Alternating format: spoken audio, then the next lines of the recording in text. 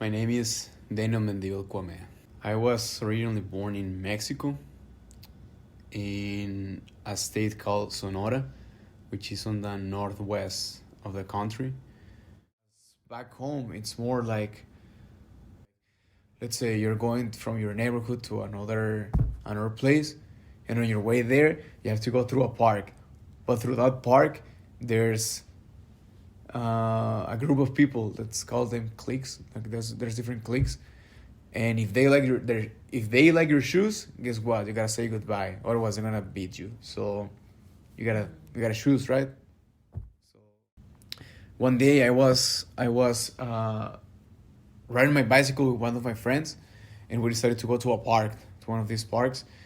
And while we were on our way there to the park, he didn't have a bicycle, so I had to lend him my bicycle, my old bicycle, because I had two bicycles. One that was nice and new, and the other one that was like the oldie, like the one that I had forever. So I gave him that, and I kept the nice one. So were just riding down the street, and we're really close to get to the park. And at the end of that street, we noticed that there was two guys walking on our direction, and I noticed they were in front of us. So we decided to switch lanes. But the moment we switched lanes, these guys moved as well. And as we started getting closer and closer and closer, we started noticing that they were looking at our bikes. And then by the moment we had contact with them, it was too late, because both of them, like, they let my friend go, but they hold me with my bicycle. And then while well they simply stopped me, and then they pulled they pulled out a knife. But I saw a knife, and I was like, oh my god, my life is over. And then I they were like, give me your bike. And I was like, oh man, this is mine, come on. And he's like, come on, like, give it up. And he's like, and then they put the rusty knife on my belly. And I was like, what the hell? Okay. And then I just let go. As they were taking the bike, they were like, don't try anything, because there's more of us waiting for you in the corner. At that moment, I believed it, because come on, I was like 13-year-old kid. And I was like, okay, honestly, like, I won't even fight, it's not worth it. When I told to my friends, the kind of friends that I had living in my neighborhood, they were like, oh my god, like, I like, what happened, like, were you afraid of a knife and all that? And they seemed to be pretty concerned, really, like, shocked and touched by the event, right? That was from my neighborhood. I also remember there was another neighborhood that was next to ours, but next to my neighborhood, and we weren't allowed to be there because it was considered dangerous, quote unquote. Most of my friends were from there, so we used to go there anyways. It was like a secret. We didn't let our parents know, or my parents know. Okay, so when I went there and exposed the situation to them, her reaction was completely different, because, again, I used to live in a nicer neighborhood compared to the other one. And when I told them about the situation, they simply laughed at me, and they just went off about, like, how stupid and naive I was, about, like, why would I believe such a thing, you know?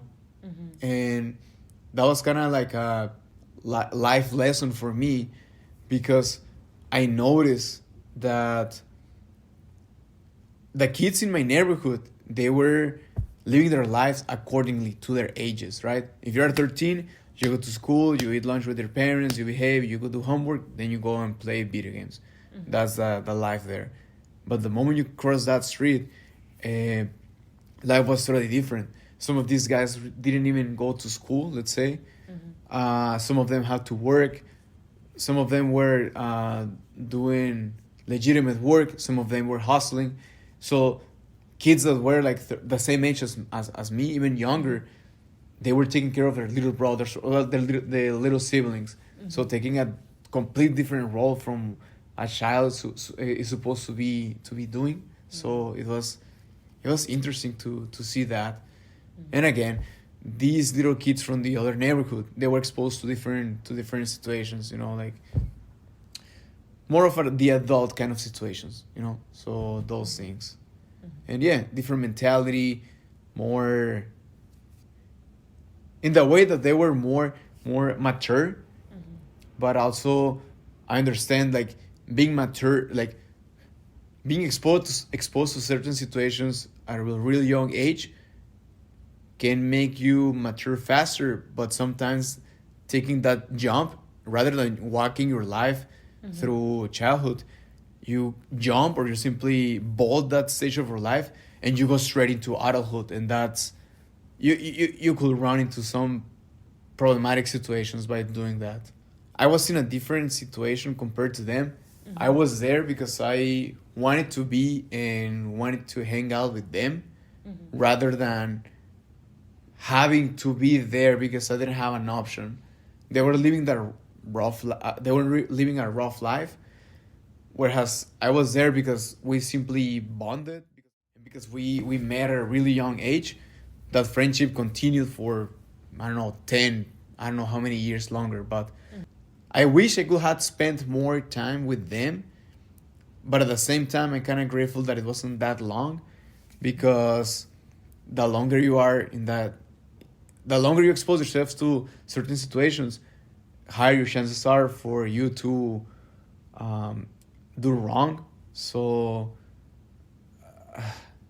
I guess it was good. It was a good experience. I was exposed enough just to understand certain things, to learn from them.